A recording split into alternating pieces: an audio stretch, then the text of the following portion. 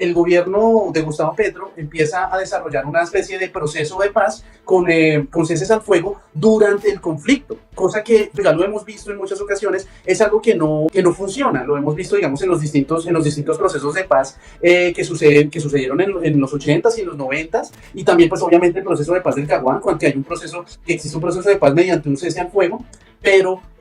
lo que sí hemos visto es que esos ceses al fuego solamente ya surten o surten eficacia es al final del proceso de paz, porque es al final del proceso de paz que las partes entienden y ya existe una especie de fortalecimiento de la confianza, y es cuando uno ya puede entender y decir, oiga, esta parte, mi enemigo, por así decirlo, mi enemigo ya, estoy empezando a confiar en él y estoy empezando a entender que él sí tiene de verdad un verdadero propósito de paz. Pero cuando usted hace un cese al fuego a la mitad del proceso de paz, sin siquiera generar esa confianza, sin siquiera tener ese conocimiento fuerte de que de verdad existe una propensión de paz por parte de la contraparte, es cuando suceden todo este tipo de cosas. Y entonces comienzan a utilizarse los paros armados, comienzan a utilizarse ya como mecanismos de negociación, cuando deberían ser, es como el proceso final del acuerdo de paz. Los ceses al fuego no deben ser utilizados porque pueden utilizarse precisamente como mecanismos de negociación por parte de las contrapartes. Y es justamente lo que está pasando en el Chocó, en el Magdalena Medio y en el Guaviare en esta semana, ¿sí? Están utilizando los procesos de paz, están utilizando el proceso de paz como un mecanismo de negociación, tanto para fortalecerse, porque no sabemos si de verdad tengan la propensión de entregar las armas, de someterse al Estado, como para de pronto también ser como otra condición más, un poco para fortalecerse en esa discusión de la negociación de paz. Nosotros no podemos llegar y decir, vamos a hacer una negociación de paz, cuando justamente, primero, no sabemos, no tenemos la certeza de que el ELN sea un grupo, de que el ELN sea un grupo que de verdad quiera esa paz, ¿sí? Mucho más cuando, digamos, algunos analistas, como por ejemplo me atrevo a citar, digamos, a Eduardo Pizarro León Gómez, que menciona que el ELN es de ese tipo de grupos maximalistas, en los que no buscan una negociación, sino lo que ellos buscan es justamente la revolución o muerte, ¿sí? Entonces lo que primero uno necesita hacer es obviamente arrinconar esos grupos, y ya luego de arrinconar a los grupos armados ilegales es cuando uno ya comienza a pensar en desarrollar una especie de negociación de paz, porque es mucho mejor usted negociar contra una contraparte que está debilitada que negociar con una contraparte que simplemente consigue usted la negociación de paz y ya comienza el cese al fuego, cuando ese cese al fuego puede ser utilizado sencillamente para un respiro, para respirar en esos territorios, y además de eso, pues para fortalecerse. Ahora, ¿cuál es también el problema con esos ceses al fuego? El problema con esos ceses al fuego de manera tan rápida, tan apresurada, es que justamente el ejército, la fuerza pública y la policía y el ejército y la armada no pueden desarrollar su función constitucional de manera efectiva en esos territorios, porque no es fácil usted distinguir entre distintos grupos armados ilegales cuando justamente en esos territorios donde hay disputa de esos grupos armados ilegales. Entonces, y es tan sencillo porque el ELN y las disidencias de las FARC y la AGC están uniformados, de pronto sí, pero usted no es que usted sepa que cada quien tiene su bandita del ELN y de FARC y de AGC, no, los grupos armados se pueden quitar su uniforme y ya, ¿y quién los distingue? El tema de hacer seguridad en los territorios no es así como, voy a hacerle la guerra a las disidencias de las FARC, pero con el ELN entonces no peleo. No es tan fácil. Usted como ejército, usted tiene que, obviamente, ejercer su función constitucional de ejercer soberanía y de dar seguridad en esos territorios, pero cuando usted tiene un cese al fuego con un grupo, pero con otro no, usted simplemente está de manos atadas. Entonces, por eso es que el ELN puede utilizar, y ese es el grave problema que uno le ve a esta paz total y a estas negociaciones de paz, es entregarle el cese al fuego a esos grupos en los cuales primero es difícil confiar en ellos, en que de verdad tengan las ganas de hacer la paz,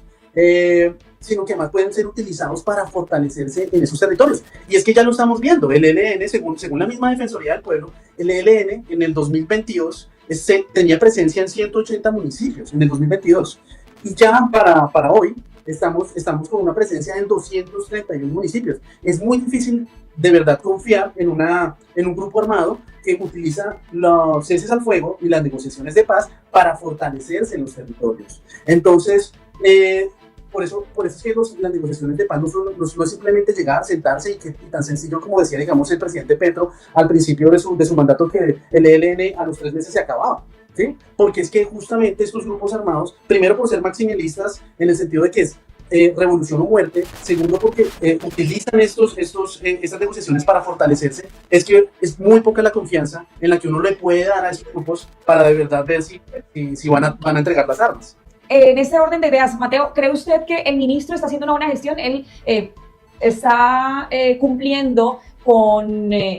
precisamente esa tarea que le ha designado el presidente de salvaguardar, de proteger, de evitar la violencia en Colombia, o debería renunciar? Me parece que pues renunciar no va a hacer ningún cambio si al fin y al cabo el cambio que se necesita es de política, no tanto del ministro, de la persona que está ahí en la cartera, sino es más de política. Es decir, esto no va a cambiar si se cambia el ministro de Defensa, sino que no cambia si no cambiamos la política de seguridad de este gobierno y cómo esa política de seguridad tiene que compaginarse y tiene que ser bastante integrada con las negociaciones de paz. Es muy complicado usted desarrollar una negociación de paz con unos grupos armados que ni siquiera, una gran cantidad de estos grupos armados que ni siquiera tienen una connotación política, sino que tienen más bien sus objetivos son completamente económicos. Es decir, ¿usted cómo hace la negociación de paz con un grupo como la AGC, como el Clan del Golfo, cuando ellos no tienen ningún objetivo político? Usted no tiene nada que entregarles a ellos, a excepción de darles unas penas más bajas. Pero el problema, y este es un problema jurídico, es usted no puede entregarle penas más bajas o una justicia transicional a un grupo de economía ilegal porque no es un grupo político. ¿Sí? Y la otra parte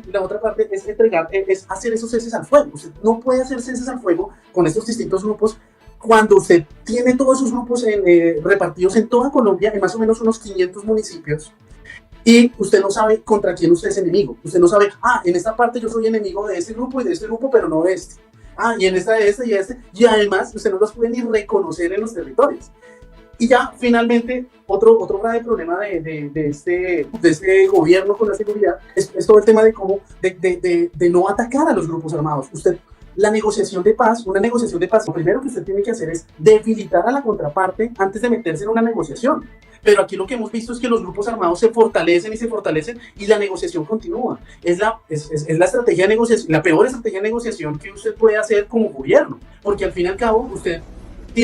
su objetivo como gobierno es que esos grupos entreguen las armas, pero usted cómo va a fortalecerse o hacer que estos grupos entreguen las armas cuando cada vez se fortalecen y se fortalecen más. Es decir, en el 2012, cuando Juan Manuel Santos hizo la negociación de paz, por lo menos hubo un recorrido de varios años en los que el Estado colombiano comenzaba a arrinconar a los grupos armados, o más bien a las FARC en este momento. Pero ya en este momento estamos viendo que los grupos se expanden y se expanden. Y ya para finalizar, ¿usted cómo va a hacer la negociación de paz con unos grupos que ya hicieron una negociación de paz? Ustedes les dan los incentivos a estos grupos de decir, sí, quiero hacer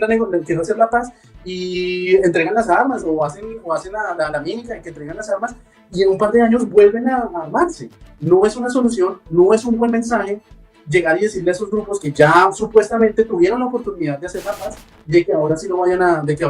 a volver a hacer. ¿Qué confianza le da a los colombianos hacer otra negociación con un grupo que ya se les hizo una oportunidad de negociación de paz? Entonces,